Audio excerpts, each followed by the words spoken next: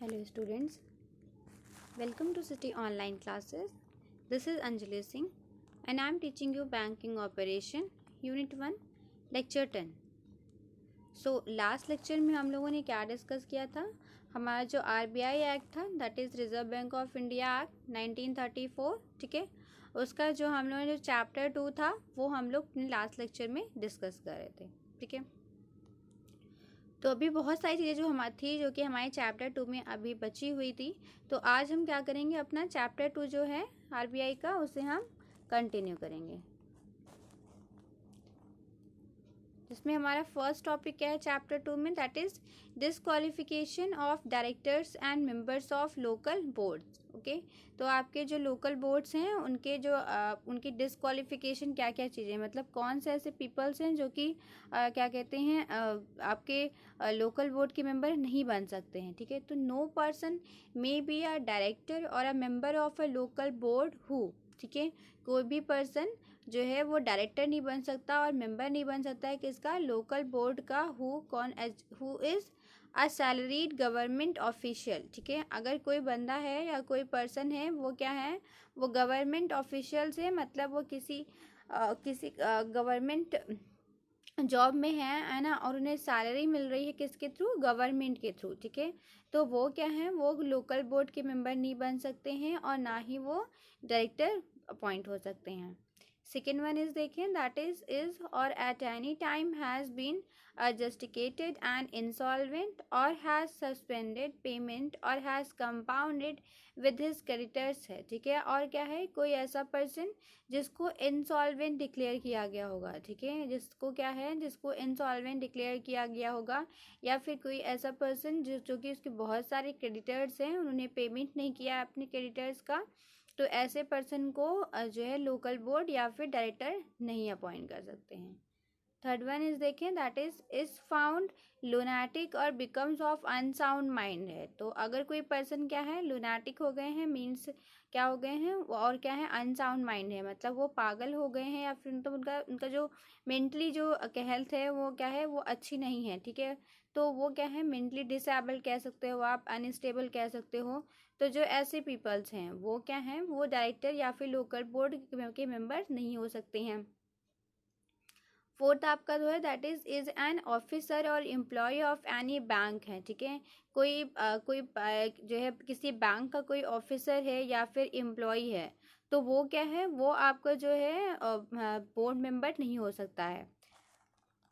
Next आपका देखें, that is a director of banking company within the meaning of clause C of section 5 of the banking regulation act 1949, 10 of 1949 और of a corporative bank है, ठीक है. तो और क्या है, कोई पर्सन जो कि किसी ऑलरेडी किसी बैंकिंग कंपनी का क्या है, जो है जो कि जिसमें क्लॉज में जो मीनिंग बताई गई है उसके जो उसके अकॉर्डिंग अगर कोई कंपनी बैंकिंग कंपनी है और वो बंदा क्या है, पहले उसमें डायरेक्टर है, ठीक है, उस बैंकिंग कंपनी का डायरेक्टर है, तो वो फिर वापस से क्या है कि जो है डायरेक्टर या फिर मेंबर नहीं बन सकता है इस लोकल बोर्ड का.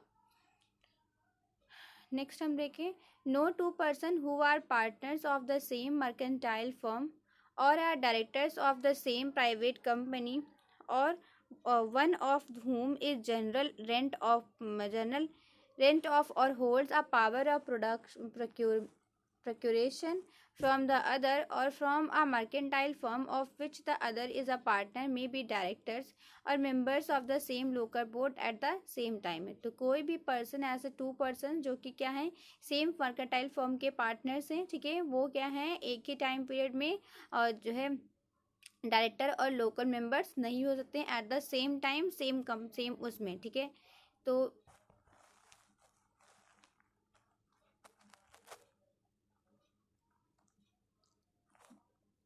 नेक्स्ट आपका जो हम देखें तो हमारा क्या है, that is removal from and vacation of office है, ठीक है. अगर रिमूवल हो रहा होता है, ठीक है, रिमूवल की बात हो रही है यहाँ पे कि अगर कोई जो है आपके जो गवर्नर हैं, सॉरी आपके जो डायरेक्टर और हैं, इनका रिमूवल कैसे होता है. तो द सेंट्रल गवर्नमेंट में remove from office the governor और अ डिप्यूटी गवर्नर और एनी अदर डायरेक्टर और any member of local board है, ठीक है. तो आपका जो सेंट्रल गवर्नमेंट है वो क्या है, वो रिमूव कर सकते हैं किसको, गवर्नर को और डिप्यूटी गवर्नर को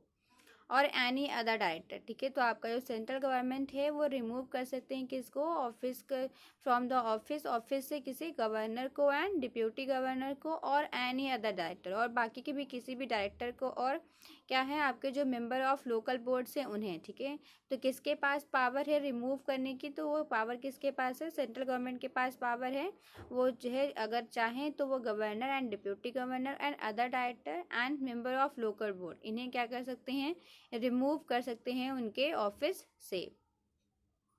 A director nominated under clause B or clause C of subsection 1 of section 8 shall cease to hold office if without leave from the central board he absent himself from 3 consecutive meeting of the board convene under subsection 1 of section 13 है, ठीक है। तो कोई ऐसा director है, ठीक है, a director nominated under clause B और क्लॉज सी है, ठीक है। कोई ऐसा डायरेक्टर था जिन्होंने जो कि नॉमिनेट हुए थे किसके under, clause B and clause C के अंडर क्या हुए, वो नॉमिनेट हुए थे और वो क्या हुए सबसेक्शन 1 एंड सेक्शन 8 के अंदर, ठीक है। और वो क्या हुए, उन्होंने अपना जो है वो क्या हुआ कि वो 3 कंसेक्यूटिव मीटिंग, ठीक है, बिना गवर्नमेंट को लीड दिए, सॉरी बिना गवर्नमेंट से क्या हुए, बिना जो सेंट्रल बोर्ड था, बिना सेंट्रल बोर्ड से लीव लिए, ठीक है। उन्होंने क्या किया, वो जो 3 कंसेक्यूटिव मीटिंग थी उसमें वो नहीं आए, वो एब्सेंट रहे। तो क्या है फिर जो क्या करती हैं, तो फिर क्या है उनके जो ऑफिस की होल्डिंग है वो सीज कर दी जाएगी, ठीक है। सिंपल वर्ड्स में वो देखें तो कोई एक जो डायरेक्टर है, ठीक है, अगर वो क्या हुए, वो नॉमिनेट हुए हैं किस में, clause B and clause C, ठीक है। Clause B and clause C में अगर कोई डायरेक्टर नॉमिनेट हुए हैं और वो बिना सेंट्रल बोर्ड से लीव लिए, ठीक है, बिना सेंट्रल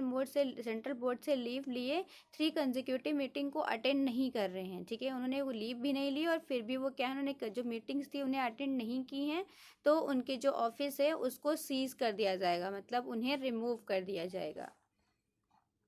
नेक्स्ट वन देखें तो the central government shell remove from office any director and the central board shall remove from office any member of local board if such director or member become subject to any of the disqualification specified in subsection 1 और subsection 2 of section 10 है, ठीक है। तो अगर क्या है, अगर कोई लोकल बोर्ड है या फिर कोई डायरेक्टर है, ठीक है, अगर कोई लोकल बोर्ड है या फिर डायरेक्टर, अगर कोई लोकल बोर्ड का मेंबर है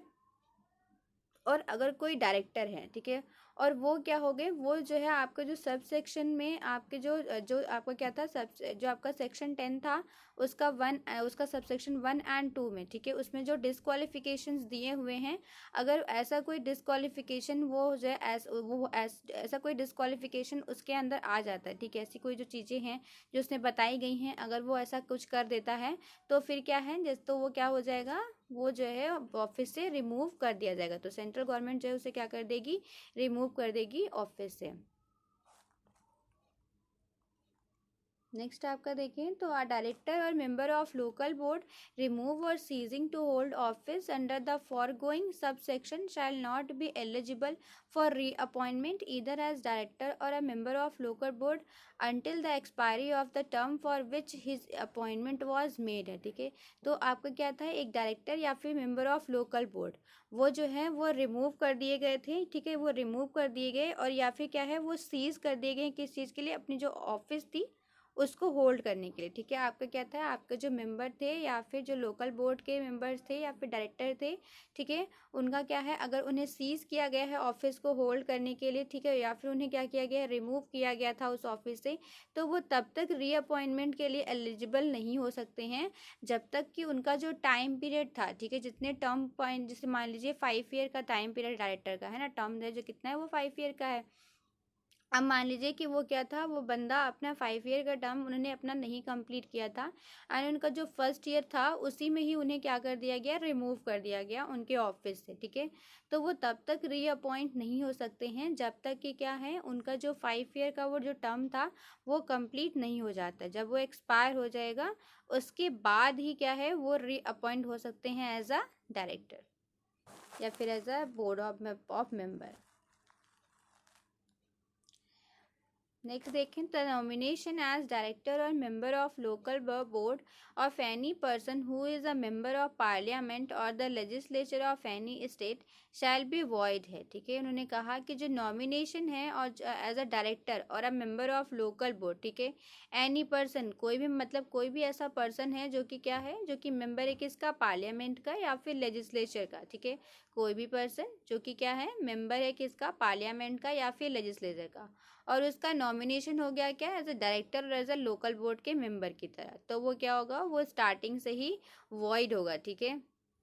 unless within 2 months of the date of his nomination he ceases to be such member है। if any director or member of local board is elected or nominated as a member at parliament or any such legislature he shall cease to be a director or member of the local board। ठीक है, मतलब कुल मिला के कहना ये चाह रहे हैं कि आप दोनों में से कोई जो पर्सन होगा वो दोनों में से कोई एक पोजीशन ही होल्ड कर सकता है। ठीक है, या तो वो पार्लियामेंट का मेंबर ही बन के रह सकता है, पार्लियामेंट रजिस्ट्रेशन का मेंबर बन के रह सकता है, या फिर वो डायरेक्टर और लोकल बोर्ड का मेंबर बन के रह सकता है। ठीक है, दोनों में से जो भी होगा वो क्या होगा, अगर दोनों एक साथ नहीं हो सकते हैं, अगर वो पार्लियामेंट, जैसे मान लीजिए वो पहले से डायरेक्टर थे, ठीक है, पहले से क्या थे, डायरेक्टर थे और लोकल बोर्ड के मेंबर थे, और फिर वो क्या हो गए, वो पार्लियामेंट या लेजिस्लेचर के भी मेंबर नॉमिनेट हो गए, इलेक्ट हो गए और नॉमिनेट हो गए, तो क्या होगा, वो जो है वो अब फिर उन्हें अपनी जो डायरेक्टर और जो लोकल बोर्ड के मेंबर थी, मेंबरशिप थी, वो उन्हें छोड़नी पड़ेगी। ठीक है, अब फिर वो उसके मेंबर नहीं रह पाएंगे। ठीक है, तो इन शॉर्ट अगर हम समझे तो क्या है, जो दोनों चीज़ें हैं, मतलब डायरेक्टर या फिर लोकल बोर्ड के मेंबर एंड पार्लियामेंट या फिर लेजिस्लेचर के मेंबर, ठीक है, दोनों में से कोई एक ही चीज़ आप होल्ड कर सकते हैं, या तो आप डायरेक्टर बने रहिए, ठीक है, या तो आप क्या बने रहिए, पार्लियामेंट के मेंबर बने रहिए, या तो आप लोकल बोर्ड के मेंबर बने रहिए, या फिर आप पार्लियामेंट एंड लेजिस्लेचर के मेंबर बने रहिए, दोनों में से कोई एक चीज़ हो सकती है। आप बोथ ऑफिसेस को एक साथ होल्ड नहीं कर सकते हैं, बोथ पोजीशन को एक साथ होल्ड नहीं कर सकते हैं। नेक्स्ट आपका देखें, तो a director may resign his office to the central government and a member of a local board may resign his office to the central board है। ठीक है, तो आपका जो डायरेक्टर होगा, ठीक है, अगर डायरेक्टर अपने ऑफिस को रिजाइन करना चाह रहा है, मतलब कि वो खुद से क्या है, वो ऑफिस को छोड़ना चाह रहा है, उस पोजीशन को छोड़ना चाह रहा है, वो अपनी जॉब को रिजाइन करना चाह रहा है, तो वो किसको रेजिग्नेशन लेटर देगा, सेंट्रल गवर्नमेंट को। ठीक है, एंड अगर आपको क्या है, जो लोकल बोर्ड का मेंबर है, ठीक है, अगर आपका लोकल बोर्ड का मेंबर है वो अपने ऑफिस को रिजाइन करना चाह रहे हैं, रेजिग्नेशन देना चाह रहे हैं, तो वो किसे देंगे, सेंट्रल बोर्ड को देंगे। तो याद रखिएगा, अगर कोई डायरेक्टर है वो अपना ऑफिस रिजाइन करना चाह रहा है तो वो किसे रेजिग्नेशन लेटर देंगे, सेंट्रल गवर्नमेंट को। एंड अगर मेंबर ऑफ लोकल बोर्ड है वो रिजाइन करना चाह रहे हैं अपने ऑफिस को, तो वो किसको देंगे लेटर, सेंट्रल बोर्ड को। And on the acceptance of resignation the office shell become vacant है, और जैसे ही क्या हो जाएगा, रेजिग्नेशन को एक्सेप्ट कर लिया जाएगा, वो ऑफिस माना जाएगा कि वो क्या हो गया, वो वैकेंट हो गया, वो खाली हो गया है। अब वहाँ पे कोई भी क्या कर सकता है, री अपॉइंटमेंट एंड अपॉइंटमेंट के लिए एप्लीकेशन दे सकता है। नेक्स्ट वन हम देखें तो हमारा क्या है, कैजुअल वैकेंसीज एंड एब्सेंसेस। तो जब क्या होता है, कभी कभी कैजुअल वैकेंसीज हो जाती हैं, मतलब कि एकदम से कुछ ऐसी वैकेंसीज कुछ रीजंस की वजह से, जैसे डेथ एंड ऑल की वजह से कैजुअल वैकेंसीज हो जाती हैं, या फिर एब्सेंसेस होते हैं, तो उसका क्या सीन है। So, if the governor or a deputy governor by infirmity or otherwise is rendered incapable of executing his duties or is absent on leave or otherwise in circumstances not involving the vacation of his appointment, the central government may, after consideration of the recommendation made by the central board in this behalf, appoint another person to officiate for him, and such person may, notwithstanding anything contained in clause D of subsection of section 10 and be an officer of the bank है। ठीक है, तो अगर हम बात करें, अगर क्या है, जो गवर्नर है या फिर डिप्यूटी गवर्नर है, वो क्या है, किसी भी वजह से क्या है, वो इनकेपेबल हैं अपनी जो ड्यूटीज़ थी उन्हें क्या है, उसे एग्जीक्यूट करने में, ठीक है, या फिर वो काफ़ी लंबे टाइम से एब्सेंट चल रहे होते हैं, है ना, एंड वो कुछ ऐसे सरकमस्टांसेस हो जाते हैं जिसकी वजह से क्या है कि वो जो पोजीशन है वो काफ़ी टाइम से वैकेट चल रही होती है, तो उस केस में क्या होता है, जो सेंट्रल गवर्नमेंट होती है, ठीक है, उस केस में क्या है, जो सेंट्रल गवर्नमेंट होगी वो किसके रिकमेंडेशंस के थ्रू, उनके जो आपकी सेंट्रल बोर्ड है, ठीक है, सेंट्रल बोर्ड के रिकमेंडेशंस के थ्रू क्या है, आपकी जो सेंट्रल गवर्नमेंट है वो किसी और पर्सन को क्या कर देती है, वहाँ पे अपॉइंट कर देती है। फिर where any casual vacancy in the office of any member of a local board occurs, the central board may nominate thereto any person recommended by the other members of local board है, ठीक है। तो अगर हम बात करें किसकी, तो वेयर एनी कैजुअल वैकेंसी, जब कभी क्या हो जाती है, कोई कैजुअल वैकेंसी हो जाती है ऑफिस में any member of a local board occurs, ठीक है, तो क्या है, अगर कोई जो है, अगर एकदम से कोई कैजुअल वैकेंसी हो गई ऑफिस में, तो क्या होगा, जो सेंट्रल बोर्ड होगी वो क्या करती है, वो नॉमिनेट करती है देयर टू एनी पर्सन, ठीक है, वो नॉमिनेट करेगी, किसी भी पर्सन को नॉमिनेट कर सकती है, किसके रिकमेंडेशन से, जो लोकल बोर्ड जिस भी मेंबर को क्या करेंगे, रिकमेंड करेंगे, उसको वो क्या कर सकती हैं, जो है नॉमिनेट कर सकती हैं। Where any casual vacancy occurs in the office of a director other than the vacancies provided for in subsection, the vacancy shall be filled by the central government, ठीक है। और अगर कोई ऐसी कैजुअल वैकेंसी हो गई है, ठीक है, इन द ऑफिस ऑफ डायरेक्टर, ठीक है, डायरेक्टर के ऑफिस में, other than vacancies provide for, और जो सबसेक्शन 1 में अगर जो वैकेंसीज प्रोवाइड की गई है उसके अलावा, और अगर डायरेक्टर के ऑफिस में कोई और वैकेंसी होती तो उस वैकेंसी को कौन फिल करेगा, आपकी सेंट्रल गवर्नमेंट। देन है a person nominated under this sections to fill a casual vacancy shall hold office for the unexpired portion of the term of his predecessor है, ठीक है। तो अब क्या है, अब यहाँ पे जो था, जो एक जो कैजुअल वैकेंसी हुई थी, उस कैजुअल वैकेंसी के टाइम पे जिस भी पर्सन को क्या किया गया था, नॉमिनेट किया गया है, जो पर्सन अपॉइंट किया गया है, वो कितने टाइम पीरियड तक जो है ऑफिस होल्ड करेगा, उतने टाइम पीरियड तक ऑफिस होल्ड करेगा जो मेन पर्सन था, ठीक है,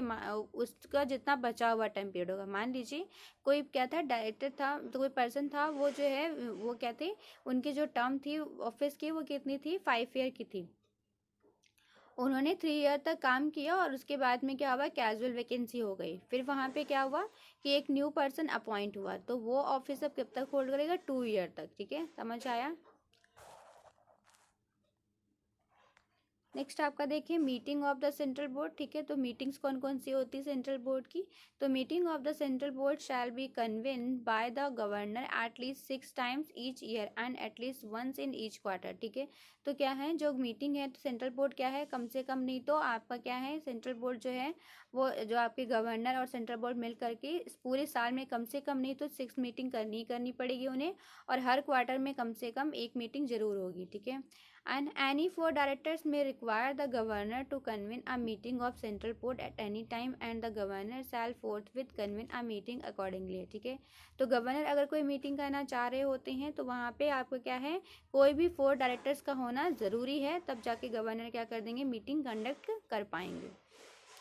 The governor, or if for any reason he is unable to attend the deputy governor authorized by the governor under the proviso to subsection of, अच्छा ठीक है, अगर क्या है, अगर आपका जो है जो गवर्नर किसी रीज़न की वजह से उस मीटिंग को अटेंड नहीं कर पा रहे होते हैं, तो उनकी जब बिहाफ पे कौन होता है, जो डिप्यूटी गवर्नर होते हैं, वो उस मीटिंग को क्या करते हैं, अटेंड करते हैं, और उसके लिए वो क्या है, वोटिंग प्रोवाइड करते हैं। Then power of direct discount की अगर हम बात करें तो when in option of bank a special occasion has arisen making it necessary or expedient that action should be taken under this section for the purpose of regulating credit in the interest of Indian trade, commerce, industry and agriculture, the bank notwithstanding any limitation contained in section 17 है, ठीक है। तो अगर क्या है, कुछ ऐसी situation आ जाती है जब क्या है, इंडियन ट्रेड एंड कॉमर्स और इंडस्ट्री और एग्रीकल्चर के लिए क्या है, ये ज़रूरी हो जाता है कुछ ऐसे एक्शन लेना, क्रेडिट को कंट्रोल करना, तो उस केस में क्या है, बैंक्स के पास कुछ, मतलब आरबीआई के पास कुछ पावर होती हैं जिन्हें वो एग्जीक्यूट कर सकते हैं। फर्स्ट वन उसमें क्या है, that is purchase, sale or discount any bill of exchange or promissory note, though such bill or promissory note is not eligible for purchase or discount by the bank under the section है, ठीक है। तो वो क्या है, वो purchase कर सकते हैं, सेल कर सकते हैं और डिस्काउंट कर सकते हैं किसी भी बिल ऑफ एक्सचेंज को और प्रोमिसरी नोट को, ठीक है, भले ही वो क्या है कि वो प्रोमिसरी नोट और बिल ऑफ एक्सचेंज जो है वो एलिजिबल नहीं थे, ठीक है, वो एलिजिबल नहीं थे परचेज करने के, उसके बावजूद वो परचेज और क्या कर सकते हैं, उसे रेट डिस्काउंट कर सकती हैं। एंड सेकेंड वन है दैट इज मेक लोन्स और एडवांसेस टू, ठीक है, आपका क्या है, वो लोन्स और एडवांसेस कर दे सकती हैं किसको, स्टेट कोऑपरेटिव बैंक को लोन्स एंड एडवांसेस दे सकती हैं on the recommendation of state cooperative bank to a cooperative society. And state cooperative bank के रिकमेंडेशन से वो किसको दे सकती हैं, जो कोऑपरेटिव सोसाइटी हैं और कोऑपरेटिव बैंक ऑपरेटर्स हैं, उन्हें वो लोन प्रोवाइड कर सकते हैं। And any other person repayable on demand or on the expiry of fixed periods not exceeding 90 days on such term and conditions as the bank may consider being sufficient है, और किसी भी person को वो क्या है, वो जो है लोन प्रोवाइड कर सकती हैं। अब अगर हम बात करें वैलिडिटी की, तो वैलिडिटी ऑफ लोन और advances not to be question थे, तो anything to contrary contain in the any other law for the time being we enforce है। तो the validity of any loan और advance granted by the bank in pursuance of the provisions of this act shall not be called in question merely on the ground of non-compliance with the requirement of such other laws और absolute, मतलब कह रहे हैं कि जो validity है उस loan की वो कब गवर्नमेंट डिसाइड, मतलब जो आपकी आरबीआई है वो डिसाइड करती है वो कितने टाइम पीरियड के लिए लोन प्रोवाइड करी, ठीक है। तो वो जिस भी टाइम पीरियड के लिए लोन प्रोवाइड कर रही होती है, तो इसके लिए किसी और के पास ये राइट नहीं है कि कोई आके उससे क्वेश्चन कर ले कि आपने इतने टाइम पीरियड के लिए लोन क्यों प्रोवाइड किया है, ठीक है। देन है वेयर अ लोन और advance has been granted under clause 3A और under clause 3B of section 17 और अ लोन और advance granted under clause 3 of section 18 by the bank to any person has been applied by such person wholly or in part in making a loan or advance to any borrower and in sum be received है। अब आपका थोड़ा सा important topic है, तो business which the bank में not transact है, तो कौन से ऐसे बिजनेस है जिन्हें जो ये बैंक है वो नहीं कर सकती हैं, तो save as otherwise provided in section 17, 18, 42 and 45 the bank में नॉट, बैंक कौन कौन से काम नहीं कर सकती हैं, engage in a trade or otherwise have a direct interest in any commercial, industrial or other undertaking except for such interest as it may in any way acquire in the course of the satisfaction of any of its claim है, ठीक है। तो वो किसी भी trade और क्या है, किसी भी ट्रेड में जो है वो इंगेज नहीं हो सकता है, जो आपका आरबीआई है वो किसी भी कमर्शियल या फिर इंडस्ट्रियल अंडरटेकिंग्स की ट्रेड में इन्वॉल्व नहीं हो सकता है एक्सेप्ट फॉर सच, लेकिन वो उस केस में हो सकता है जब क्या है वहाँ पे उसके इंटरेस्ट के लिए, मतलब कि जब वहाँ पे क्या है उस कमर्शियल इंटरेस्ट, मतलब उनके लिए ज़रूरी हो जाता है वहाँ पे उसकी बेनिफिट के लिए इंगेज होना, तब वो इंगेज होता है, अदरवाइज वो अपने बेनिफिट के लिए किसी भी ट्रेड में इंगेज नहीं हो सकता है।